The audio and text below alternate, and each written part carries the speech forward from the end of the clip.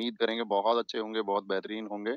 और comment section में आप सबकी मुस्कुराहट एक बार दिखेगी और आप लिख देंगे जी हम अच्छे हैं। फिर हम कक्षा को आगे बढ़ाते हैं। पूजा, सौम्यदीप, निर्मल, मिथिलेश, मनीष, साहिल, सोनी, टेकचंद, मन्नू कुमार, आशुतोष, अनु, ताजदार, मांगेराम, भाटी, आकाश चौधरी, सोनम सिंह, महराज कुमार, गौरव शर्मा, सारे प्यारे साथियों का स्वागत है। आप बताइए, मेरा चेहरा आपको दिख रहा है बहुत अच्छे से, है ना? अरे थोड़ी तारीफ कर दिया करो यार, सुबह सुबह, अर्ली मॉर्निंग।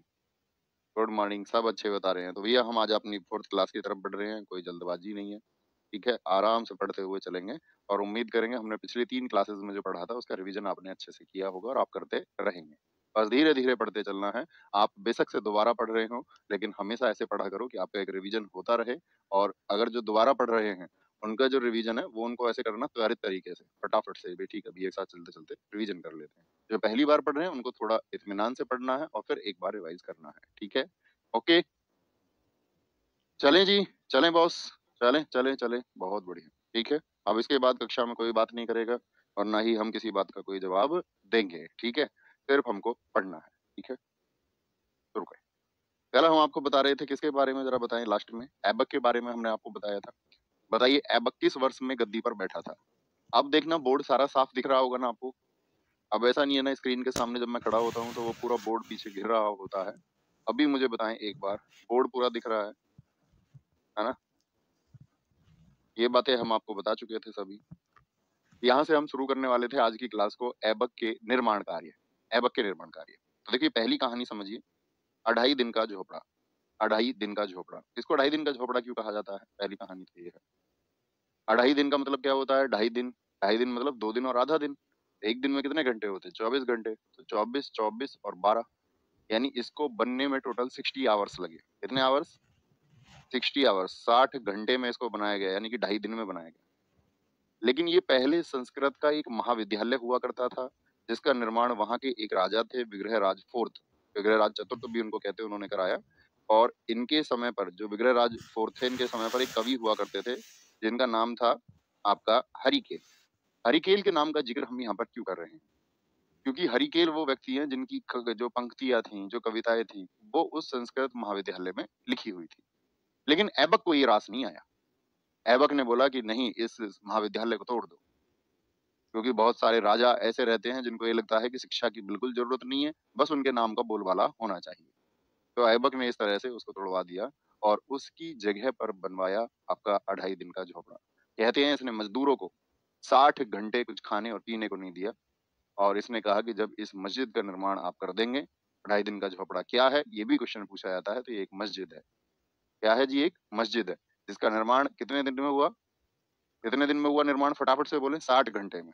ऐसे इस तरह से इसने एक संस्कृत के विद्यालय को तोड़वा दिया था। इसी ने साथी आपका ये पहला इसका स्मारक हुआ। दूसरा, कुव्वतुल इस्लाम मस्जिद, दुनिया आपका कहाँ पर? दिल्ली में इसने बनवाई। कहाँ पर है कुव्वतुल इस्लाम मस्जिद? कुतुब मीनार के उत्तर पूर्व में, यानी कि नॉर्थ ईस्ट में है। नॉर्थ ईस्ट में, इन north east of Qutub Minar.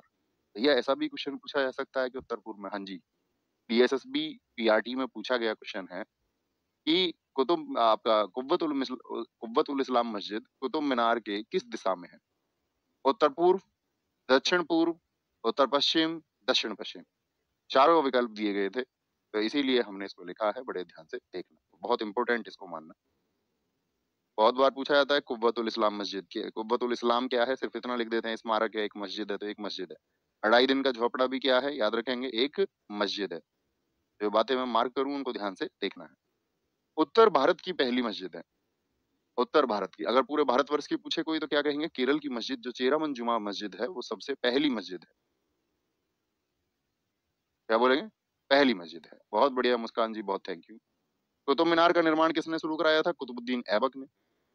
किसकी याद में कराया था? किसकी याद में बताएंगे एक बार फटाफट से? याद रख लेना है, कुतुब मीनार का जो निर्माण शुरू हुआ था वो हुआ था बख्तियार काकी की याद में। बख्तियार काकी कौन थे, जरा बताएं फटाफट से। हमने आपको नाम बताया था कि बख्तियार काकी कौन थे। बख्तियार काकी की याद में, द मेमोरी ऑफ बख्तियार काकी। कुतुब मीनार के बारे में क्या क्या पूछा जाता है? कुतुब मीनार में कितनी मंजिल है टोटल? कुल 5 मंजिल है। 5 मंजिल है। पहली मंजिल ऐबक ने शुरू करवाई 1199 में। दूसरी, तीसरी और चौथी मंजिल बाद में एक शासक आए इल्तुतमिश, इसीलिए कहा जाता है कि इल्तुतमिश ने इसको पूर्ण कराया था। ठीक है? सबसे ठीक आंसर दिया है और सबसे पहले आंसर दिया है सुमित कुमार जी ने। सुमित कुमार जी ने कहा है कि बख्तियार काकी इनके गुरु थे, एक सूफी संत थे। बहुत शानदार, वेरी गुड। अली सैफी, बहुत सही आंसर है आपका।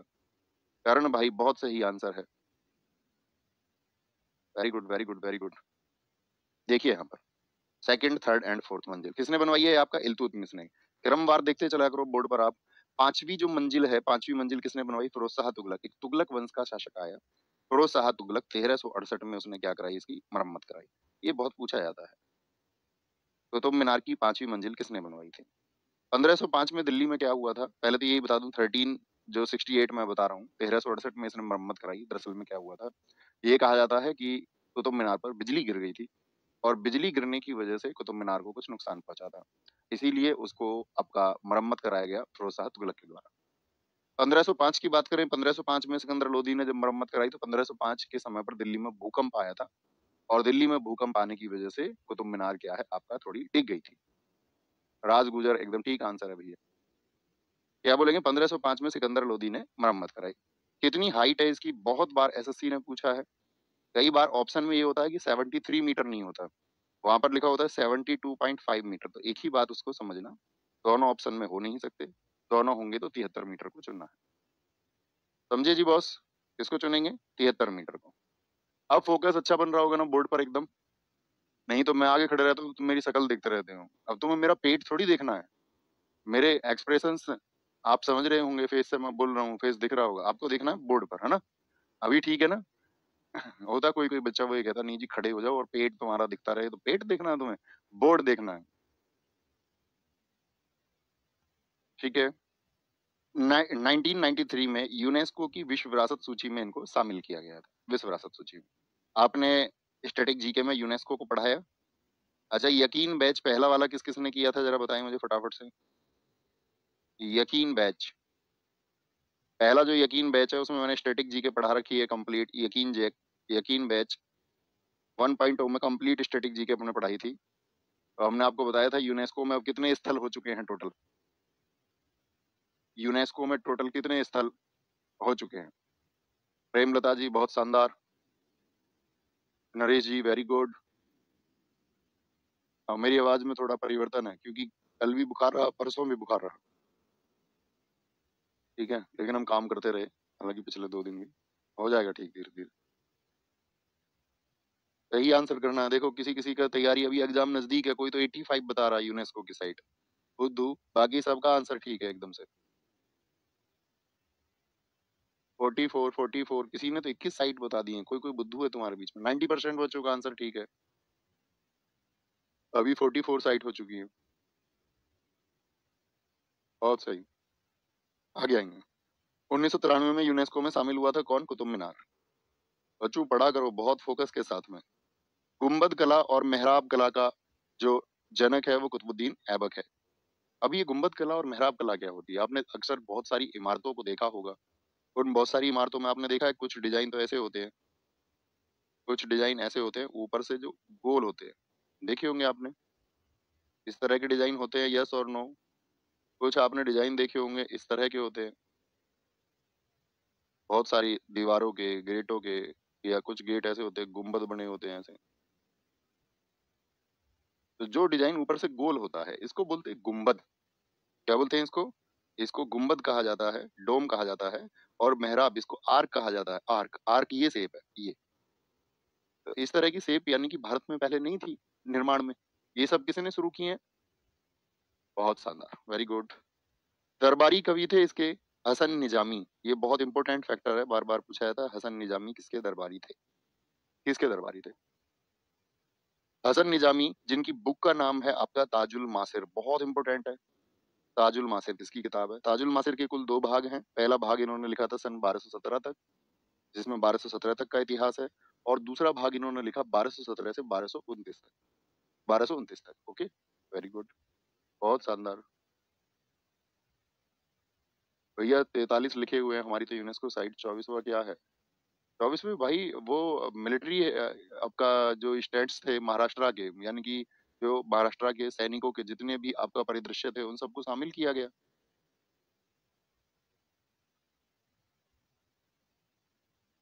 जानते नहीं आप इस बात को? आप तो करंट अफेयर भी पढ़ते होंगे तो 43वां पता होना चाहिए। महाराष्ट्र के जो सैन्य अवस्था की चीजें हैं, ठीक है? यहाँ देखोगे ऐबक को गुंबद कला और मेहराब कला का जनक कहते हैं। ऐबक की जो मैट मौत हुई थी वो 1210 में हुई। 1210 में 1210 में चौगान या पोलो खेलते समय उनकी मौत हुई थी। अब यहाँ पर फटाफट से बताओ, ये पोलो कौन सा खेल आपने देखा है? घोड़े पर बैठ करके हॉकी खेलते हैं, हॉकी। बहुत बार पूछा जाएगा आपसे, ऐबक की डेथ कौन सा खेल खेलते हुए हुई थी? तो 1210 में हुई। पोलो खेल रहा था, घोड़े पे बैठ के हॉकी से खेलते रहते, आपने देखा होगा। फिर ये गिर गया, और गिर गया तो गिर के मौत हो गई। ऐबक का मकबरा लाहौर में है। इसके बाद में जो शासक आया इल्तुतमिश, उसने इसको बनवाया था। इसने बनवाया था, इल्तुतमिश ने इसको बनवाया था। एक बार जितना भी इसका पढ़ा है, इसको ध्यान से दोबारा एक बार रिपीट करिए। आपको 2 मिनट का समय, 2 मिनट नहीं 1 मिनट का समय देते हैं। जितना कुतुबुद्दीन ऐबक का पढ़ा उसको दोबारा से रिपीट करिए, और यदि आपका कोई डाउट है तो उसको आप रखिए एक बार फटाफट से, फटाफट से। भैया पोलो में 4 खिलाड़ी होते हैं, शुभम चौधरी जी ने कहा है, बहुत सही। कोई और आपका कोई बात है, कोई क्वेश्चन आपको पूछना है इससे संबंधित कुतुबुद्दीन ऐबक से, पूछ सकते हैं।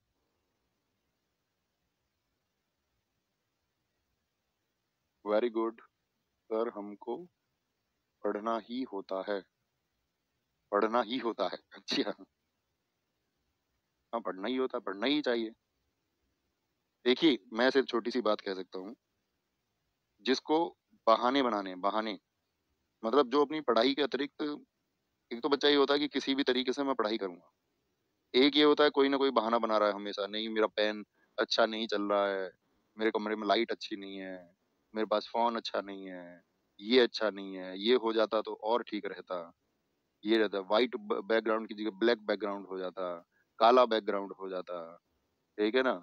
और मतलब कुछ भी सही, ये सब होता है। मतलब जहां आप किसी और चीज की बात कर रहे हैं, तो यहाँ पर मतलब अभी मस्तिष्क पूर्ण रूप से सकारात्मक नहीं है। एक छात्र का मस्तिष्क पूर्ण रूप से सकारात्मक होना चाहिए। पहले उसको प्रसन्न होना होगा अंदर से।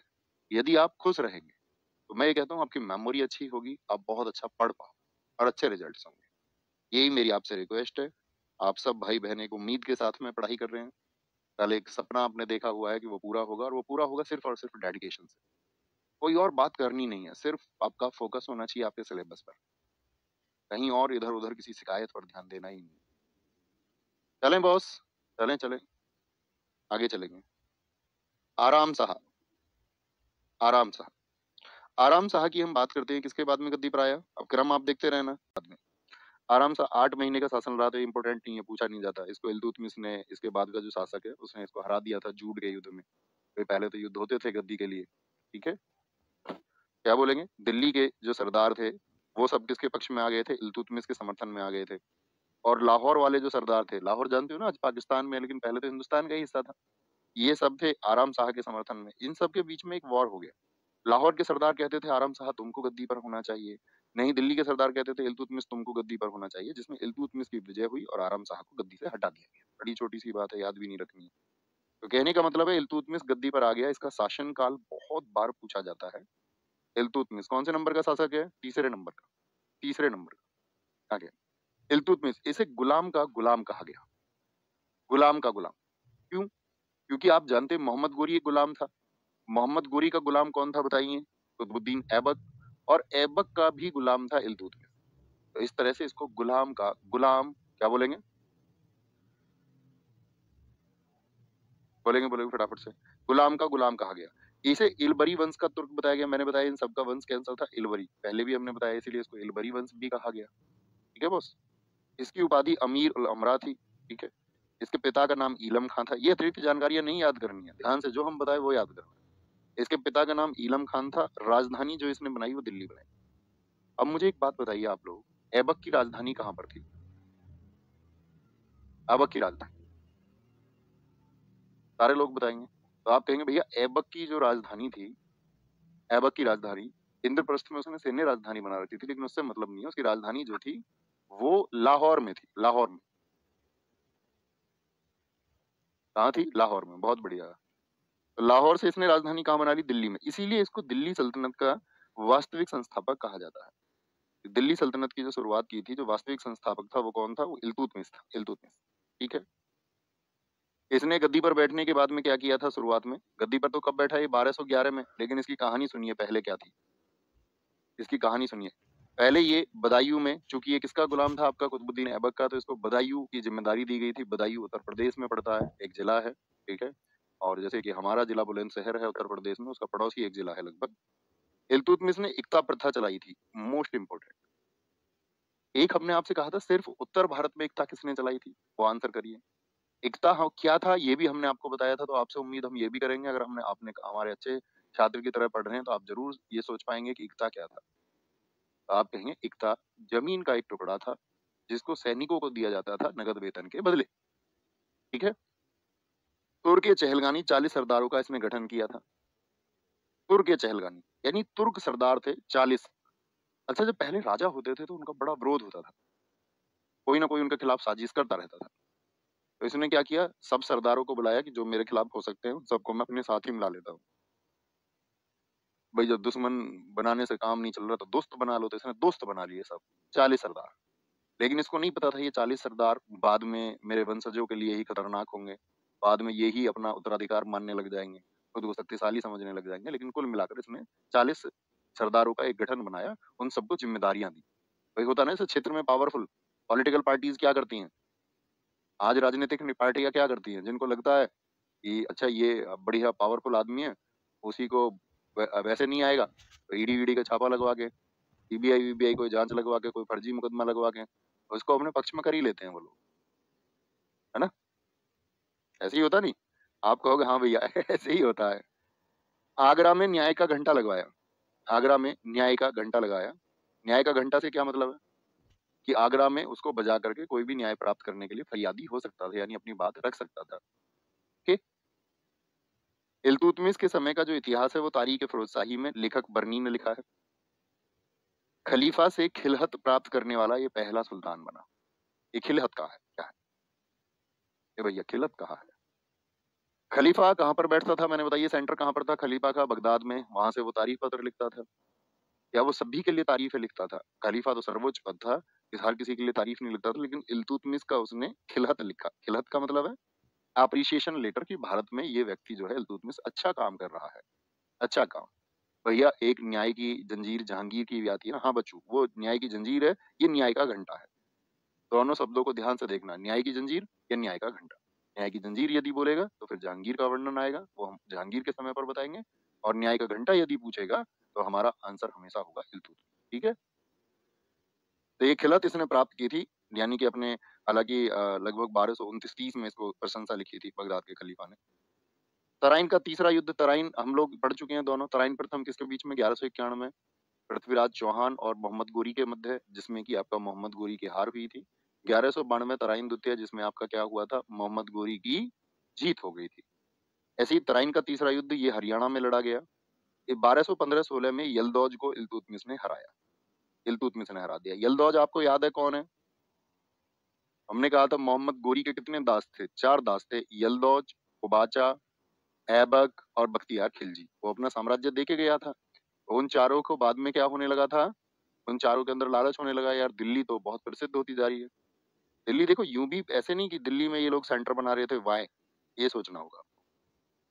तो दिल्ली यहाँ पर स्थित है, भारत के उत्तर और दक्षिण को जोड़ने वाला एक मार्ग और पश्चिम को पूर्व से जोड़ने वाला मार्ग, ये सब धीरे धीरे सेंटर बनते जा रहे थे दिल्ली से। तो दिल्ली के लिए झगड़े होने लगे, बाद में ये सड़क मार्ग होके जाने लगे कन्नौज। तो आप देखोगे इतिहास में बहुत सारे युद्ध किसके लिए होने लगे, कन्नौज के लिए होने लगे।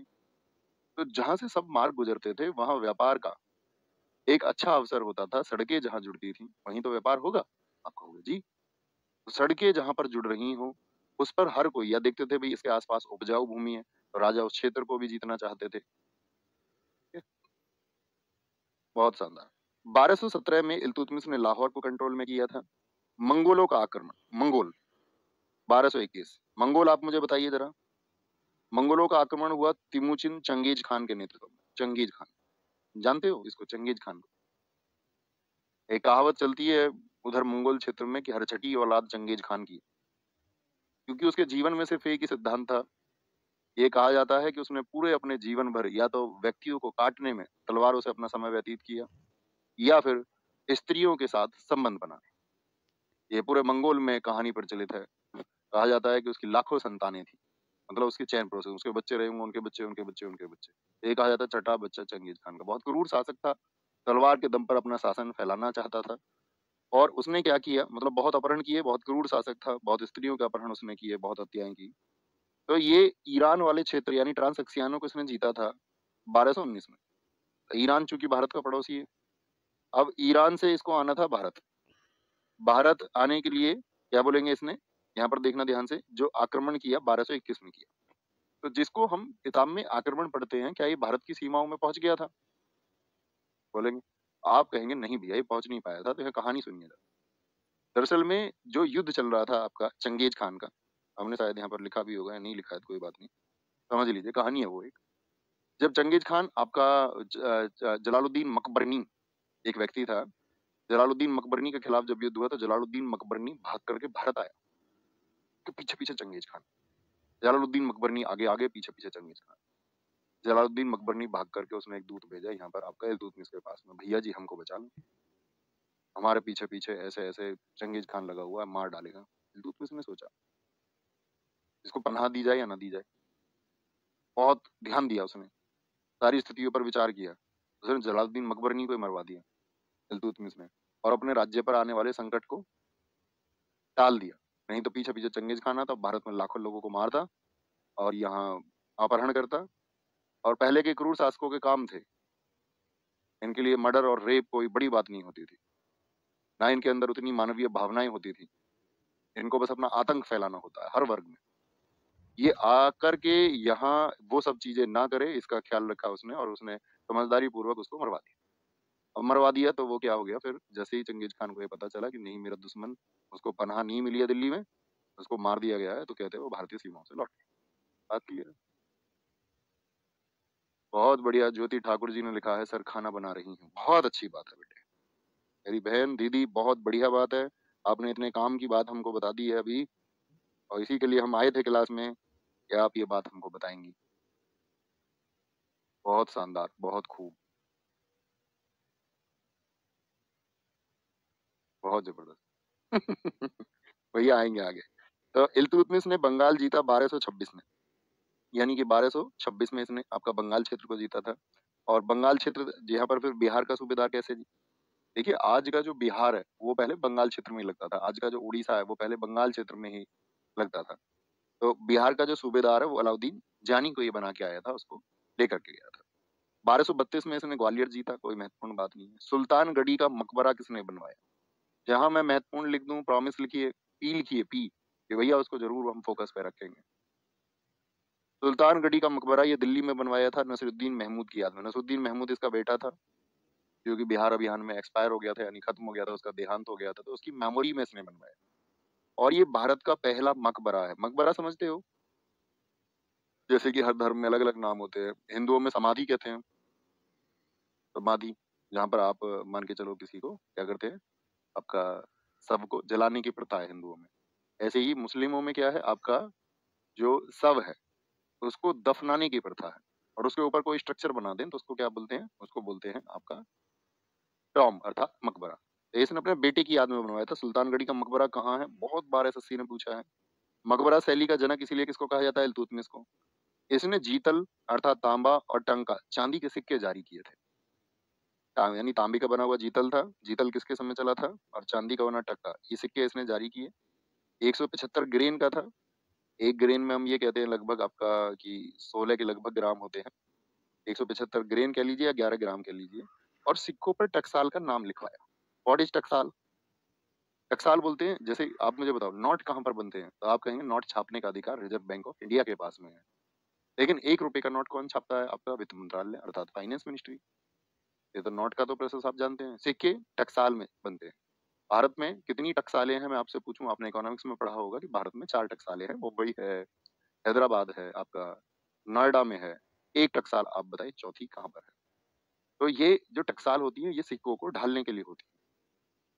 आप तो किसी टकसाल को, आप किसी आज वर्तमान के किसी सिक्के को देखकर आप ये बता सकते हैं कि वो कौन सी टकसाल का बना है, कि इस पर डायमंड बना होता है, गोल बना होता है।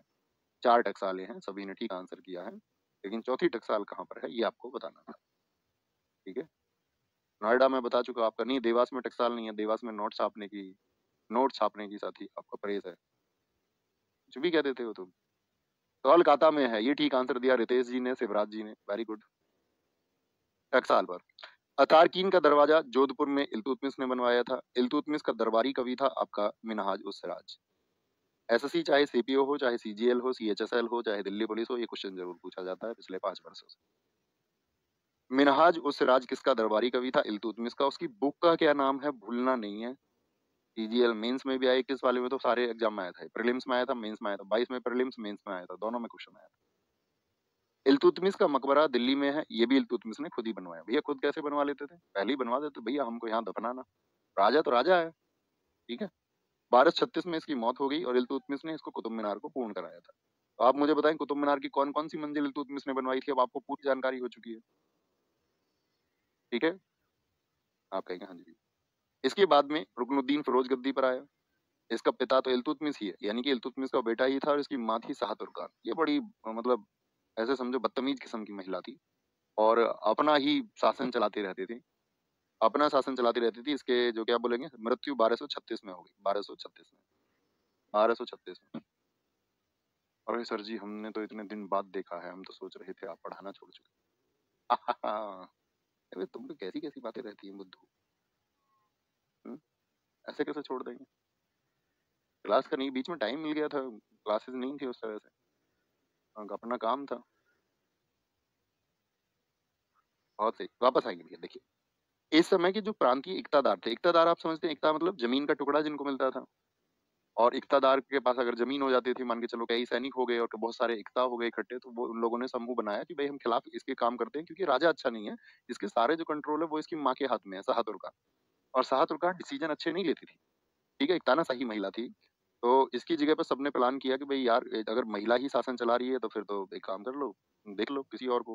तो इसकी जगह रजिया सुल्तान गद्दी पर आई थी। रजिया सुल्तान कैसे आई? रजिया सुल्तान ये समझिए, रजिया सुल्तान तो बेटी थी इल्तुतमिश की। तो रजिया सुल्तान ने देखा कि दरबार में बड़ी गड़बड़ चल रही है, माँ उल्टे सीधे डिसीजन ले रही है, उसके खिलाफ में गुट थे ही। ये पहुंच गई आपका जुमे के दिन, शुक्रवार की नमाज में लाल कपड़े पहन के। लाल कपड़े फरियाद का प्रतीक माने जाते हैं। बहुत जबरदस्त भाषण दिया हमारे रजिया सुल्तान ने, और बताया कि भाई आप क्या चल रहा है, किले के अंदर से क्या हो रहा है, कितना मतलब क्रूरता का शासन है। और ये कहा सब लोगों से, मतलब एक प्रार्थना की कि यदि आप मेरा साथ दोगे तो मैं आपकी हिफाजत करूंगी, आपके लिए काम करूंगी। तो ये कहते हैं कि वहां जो भीड़ थी वो इतनी उग्र हो गई थी कि उसने किले पर आक्रमण कर दिया। किले पर आक्रमण, शाह तुर्कान वुरकान इन सबको पकड़ लिया उन्होंने। तो क्या बोलते हैं, रजिया सुल्तान तुर्की इतिहास की पहली मुस्लिम शासिका हुई, और इसका शासन काल भी दोस्ती याद रखना, बहुत इंपॉर्टेंट। पिता कौन है? इल्तुतमिश है। माता कुतुबी बेगम थी। रजिया कुल्हा और चोगा पहनती थी। कुल्हा मतलब ऐसा ब्लेजर टाइप पे, और टोपी लगा के रहती, टोपी। यानी कि ये पहली शासक तो बनी बनी, और भारत में उस समय पर ये ऐसी महिला बनी जिसने बुर्का को त्याग दिया, ठीक है। रजिया ने काले गुलाम याकूत को अमीर आखुर हमने आपको बताया था क्या होता था, जो आपका अस्तबल होता था जहां पर घोड़े रखे जाते हैं, उस डिपार्टमेंट में ये होता था। रजिया सुल्तान मिनहाज उस राज एक इतिहासकार है।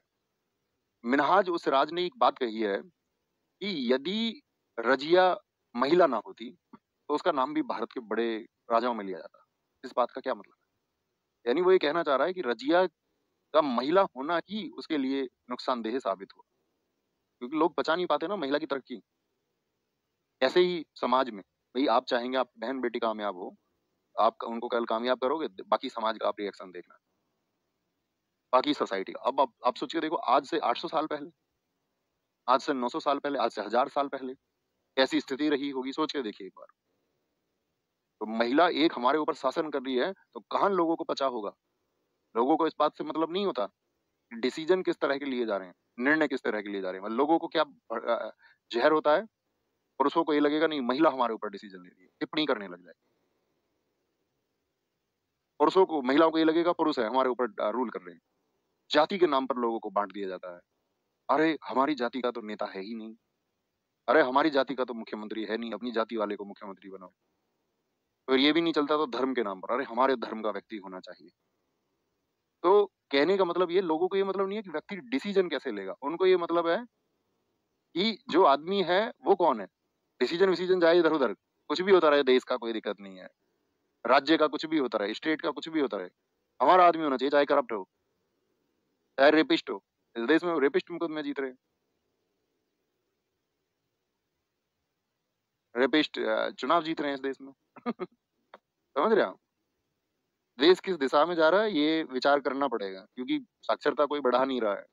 एजुकेशन बढ़ाने के लिए कोई प्रयास है नहीं। वो चाहती हैं सरकारें आप अनपढ़ बने रहें। आप पढ़े लिखे ना, आपकी आने वाली पीढ़ियां भी अनपढ़ बनी रहें, ताकि सवाल ना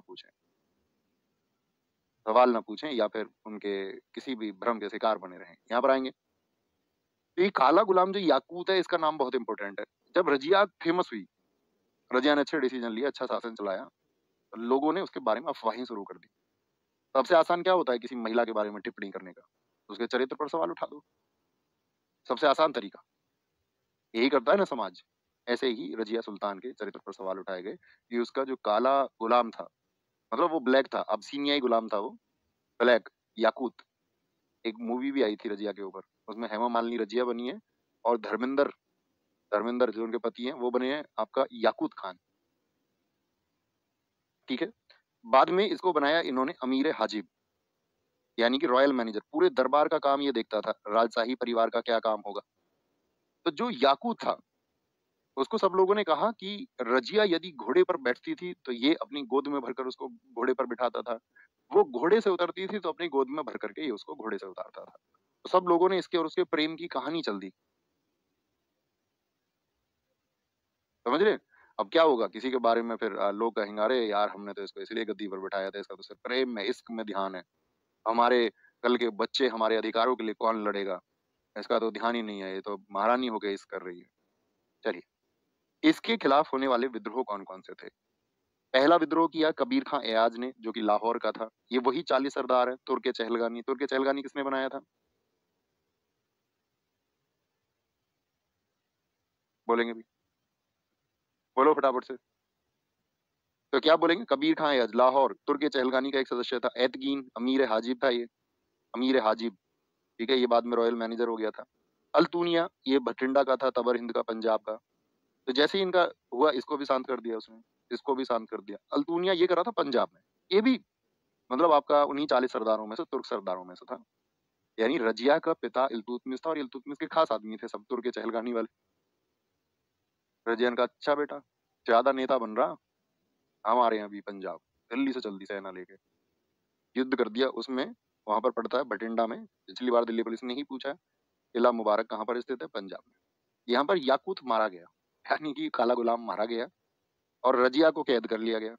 रजिया तो उसको विद्रोह को दबाने गई थी, लेकिन रजिया को यहाँ पर कैद कर लिया गया। अब रजिया बेचारी बंधी पड़ी है कुर्सी पर।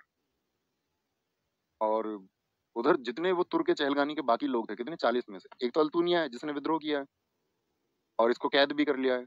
बाकी सरदारों ने अपने दिल्ली में बोतल वोतल खोल ली, उन्होंने पार्टी शुरू कर दी अपनी। जो जूस पीते थे उन्होंने जूस मंगा लिया, जो कोल्ड ड्रिंक पीते थे उन्होंने कोल्ड ड्रिंक मंगा ली, जो वैसे थे दो चार पैक वैक वाले उन्होंने पौए हुए मंगा लिए अपने। और शुरू दावत दिल्ली में। बड़ा दावत करो, अब तो महारानी कैद कर ली गई है पंजाब में। अल्तुनिया को ये खबर पता चली, बोला पकड़ने वाले हम, कैद करने वाले हम, ये दिल्ली के सरदार हमको पार्टी में ही नहीं बुला रहे हैं। पार्टी में तो कम से कम बुलाओ, इतना क्रेडिट तो हमको दो। हमारे बिना कुछ संभव था क्या? हम ना होते तो क्या होता? अब इतनी देर में भैया रजिया सुल्तान समझ गई, बड़ा परेशान है अल्तुनिया। इसकी तरफ आंख मार दी उसने एक। बोला तू क्यों आंख मार रही है? मतलब झूठी कहानी है लेकिन तुम समझ लो, समझ जाओगे। उसने कहा देख भाई। बोला भाई? भाई कैसे हैं हम तेरे? मैंने कहा कोई बात नहीं, सुनो सुनो। हाँ अब ठीक है, अब बोलो। मैंने कहा देखो तुम हो यहाँ सरदार, तुमने मुझे कैद कर लिया है यहाँ पर। अभी तुम अगर मुझसे शादी कर लो तो तुम कौन हो जाओगे? रजिया के पति। दिल्ली की गद्दी पे कौन बैठेगा जाके? कल को तुम्हारा अधिकार होगा। एक सरदार बन के मुझे मार के तुम्हें क्या मिलेगा? वैसे भी वो 39 सरदार उधर दावत कर रहे हैं, तुमको कोई पूछ नहीं रहा। मुझको मार भी दोगे, कल वहां जाओगे वो 39 तुमसे लड़ेंगे। मेरे साथ चलोगे तुम्हारा सम्मान होगा, रुपया पैसा मिलेगा, इज्जत मिलेगी, हमारे साथ काम करोगे तो। ये बोल दिया उसने उससे। बोले ठीक है बॉस चलते हैं। वो उसके भी समझ में आई, दिमागदार आदमी था। उसने बोला ठीक बात है, ये तो यार परफेक्ट बात है। उसने बोला ठीक है तो शादी कर लेते हैं। अब आपको पता ही है भैया, लड़की का चक्कर बाबू भैया, इसने शादी कर ली और इसकी जगह इल्तुतमिश के तीसरे पुत्र बहराम शाह को शासक घोषित किया गया। ये कहानी क्यों बनी? भाई वहां दिल्ली में जो थे, तो रजिया जब वापस गई तो उधर तैयार बैठे थे सारे सरदार, युद्ध कर दिया उन्होंने, वापस भागना पड़ गया रजिया को। वापस भागते हुए अल्तूनिया मारा गया है, इधर से जितनी गति से गए उससे दुगनी गति से वापस लौट के आए। उधर से फिर भीड़ इनके पीछे भाग ली, सेना इनके पीछे भाग ली। कहते हैं रास्ते में अल्तूनिया को अलग मारा गया, रजिया को अलग मारा गया। बेचारे ने सोचा होगा अच्छा आया इसके चक्कर में। बहुत बढ़िया। आगे इसकी जगह इल्तुतमिश के तीसरे पुत्र बहराम शाह को शासक घोषित किया गया, शासक घोषित किया गया।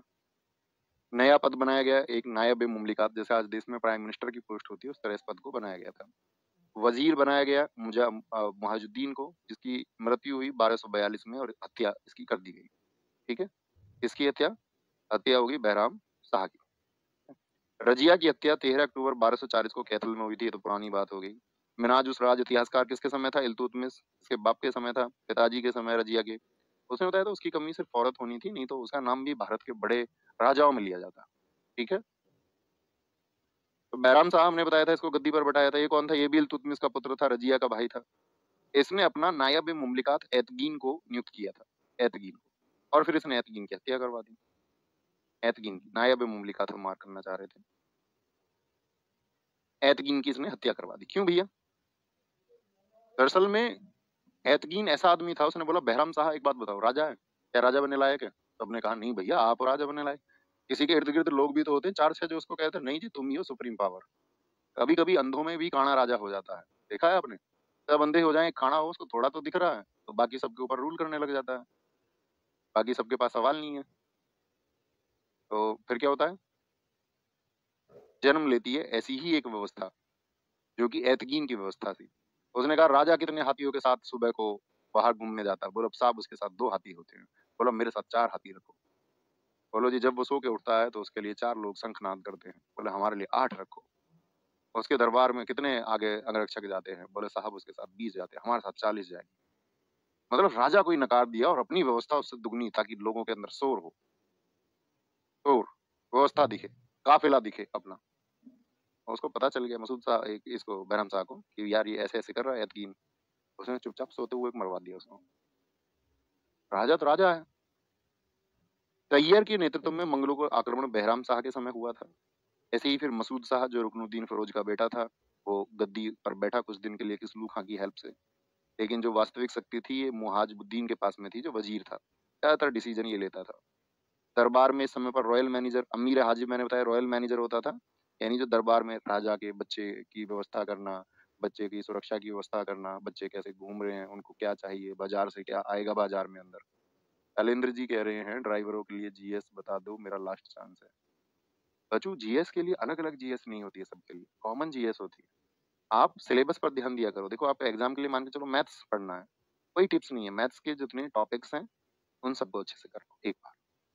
रीजनिंग के जितने टॉपिक्स हैं वो कर लो। जीएस के जितने टॉपिक्स हैं सिलेबस में वो पढ़ लो। कोई एक्स्ट्रा टिप्स नहीं है, किसी के पास जादू की झप्पी नहीं है, कोई भी मारेगा तुक्का मारेगा आपके लिए। और ऐसी वीडियो होती है ना 50, मैंने एक वीडियो बनाई थी अब से 1 साल पहले जीएस स्ट्रेटजी दिल्ली पुलिस के लिए। 1 साल में बहुत से ऐसे होंगे 1 साल में 75 वीडियो तुम्हारे लिए बना देंगे। ऐसे बढ़ जाएगा वैसे बढ़ जाएगा, कुछ नहीं बढ़ेगा, गारंटी।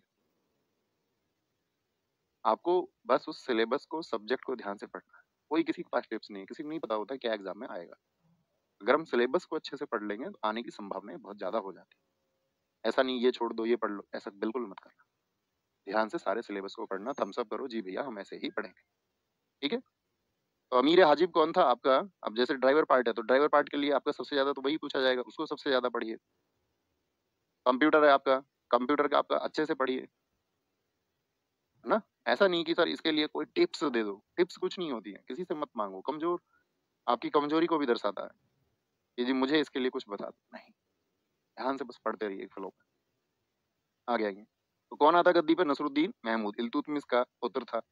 इसको सल्तनत काल का औरंगजेब कहते हैं। सल्तनत काल किसका? दिल्ली सल्तनत का। औरंगजेब क्यों कह रहे हैं जी? औरंगजेब दोस्त इसीलिए कह रहे हैं क्योंकि आपको मैं बताऊं, औरंगजेब कहने का मतलब ये है कि औरंगजेब का कोई खर्चा नहीं था। औरंगजेब टोपी सी करके अपना जीवन व्यतीत करता था, कुरान की आयतें लिखता था। मतलब अपने खुद के निजी रूप से उसके खर्चे नहीं थे। वही ऐसा नहीं था दरबार का, वही मानता था जनता का पैसा है, उसको खुद के ऊपर खर्च नहीं करो। तो इस तरह से ऐसे ही एक शासक था नसरुद्दीन महमूद, टोपी सीकर जीवन व्यतीत करता था। नायब मुमलिकात इसका था बलबन। नायब मुमलिकात दोस्त मैं कभी भी कहूँ ना, इसको आप मानना पीएम पद। यानी बलबन जो था किसके समय पर प्रधानमंत्री था? महमूद बलबन का दामाद था। देखिए बलबन की चालाकी देखिए, पहले इसने अपनी बेटी की शादी किससे कराई है? राजा से। भाई जिसका दामाद ही राजा है उसको क्या दिक्कत है? सर औरंगजेब तो बाद में आया ना। हाँ तो आज तो औरंगजेब पुराना हो चुका है ना, ये वर्तमान इतिहासकारों ने लिखा है। ये बच्चू ऐसा नहीं था कि किसी ने सन 1246 में लिख दिया था कि कोई औरंगजेब आएगा सन 1658 में गद्दी पर, ये उसके जैसा है। थोड़ा लॉजिक लगाया करो। ये किसी इतिहासकार ने मान के चलो सन 1900 में लिखा है। उसने देखा एक दिल्ली सल्तनत में था शासक नसरुद्दीन महमूद, एक मुगल वंश में एक शासक हुआ जो 1658 से 1707 तक रहा औरंगजेब। उसने तुलना करी और सन 1900 में किसी इतिहासकार ने लिख दिया कि नसरुद्दीन महमूद सल्तनत काल का औरंगजेब था। ऐसे लिखा जाता है, ऐसे थोड़ी जैसे तुम सोचते हो कि जी उस समय कैसे पता चल गया औरंगजेब। ये उस समय का इतिहास नहीं है। ठीक है, तो महमूद बलबन का दामाद था और ये कहा जाता है नसरुद्दीन महमूद की मौत के बाद में शमसी वंश का ये व्यक्ति था, इलवरी वंश से संबंधित। प्रथम इलवरी वंश का यहाँ पर खात्मा हो गया। यानी इलवरी वंश का इसके बाद कोई शासक नहीं रहा और इसके बाद में गद्दी पर आया बलबन। बलबन अपने आप में एक स्टोरी है। आप अगर आज आर्थिक रूप से कमजोर हैं, कोई भी वजह आपको कमजोर कर रही है, आप नाटे हैं, आपका कद कम है बाकी सबसे, आपका रंग काला है, आप गोरे नहीं हो या आप गोरी नहीं है, या किसी भी वजह से कोई भी दुनिया का ऐसा कारण है जो आपको इंफीरियरिटी लेके आता है, हीनता आपके अंदर पैदा करता है, पहले तो आप उसके शिकार मत बनो। बलबन की कहानी कुछ ऐसी ही है। बलबन बहुत छोटा सा था, 3.5 फीट का आदमी, दिल्ली का राजा बना और इसने सारे गुलाम वंश की ताकतों को पीछे कर दिया, सबको। तो आपके पास प्लानिंग होनी चाहिए, एक बेहतरीन प्लानिंग होनी चाहिए। दुनिया चाहती है कि आप हारें, लेकिन आपके पास बेहतरीन योजना होगी तो आप दुनिया में वो करके दिखाओगे जो कोई नहीं कर सकता। बस खुद के ऊपर हौसला, खुद के ऊपर विश्वास, अपने हौसले को बढ़ा करके रखिए और हमेशा ये बोलते रहिए कि मैं कर जाऊँ। मैनिफेस्ट करते रहिए। मैं एक चीज बताता था, मैनिफेस्ट। मैनिफेस्ट का मतलब है अगर आप मैनिफेस्टेशन कर रहे हैं अच्छे से, यानी आप खुद को एज्यूम करिए कि आप वहां पर हैं जहां आप होना चाहते हैं, आप हो जाए। बस मेहनत करते रहना। ओके, अपना ख्याल रखिए, मिलते हैं कल। थैंक यू, नमस्ते, जय हिंद, जय भारत, टेक केयर। घर सबको नमस्ते बोलना, सभी बुजुर्गों को नमस्ते, सभी बच्चों को बहुत सारा प्यार। टेक केयर, जय हिंद, जय भारत। चलो कुछ बच्चे कह रहे हैं सर हमको जो है शायरी सुना दो। चलो देख के बोलनी पड़ेगी, चलो बोल देते हैं एक शायरी। एक शायरी बढ़िया सी सुनाते हैं तुमको। अभी मैं खुर्जा गया था, मैं वहां सुना के आया, है ना। चलो अभी तो मिल नहीं रही है, ऐसे ही बोल देते हैं, मुझे याद है वैसे। शहर में बस्तियां और भी हैं, शहर में बस्तियां और भी हैं, ईमानदारी के अलावा मेरी गलतियां और भी हैं। शहर में बस्तियां और भी हैं, ईमानदारी के अलावा मेरी गलतियां और भी हैं। और मैं जानता हूँ आप मुझे उस पार नहीं ले जाओगे, और मैं जानता हूँ आप मुझे उस पार नहीं ले जाओगे, लेकिन शहर में कश्तियां और भी हैं। कश्ती समझते हो ना, नाव। तो शहर में बस्तियां और भी हैं, ईमानदारी के अलावा गलतियां और भी हैं, और मैं जानता हूँ आप मुझे उस पार नहीं ले जाओगे, लेकिन शहर में कश्तियां और भी हैं। और माना आज अव्वल आ गए आप, माना आज जीत गए आप, माना अव्वल आ गए आप, माना जीत गए आप, लेकिन वह मत पालना शहर में हस्तियां और भी हैं। तो ख्याल रखिए अपना बहुत सारा। जय हिंद, जय भारत, टेक केयर, नमस्ते।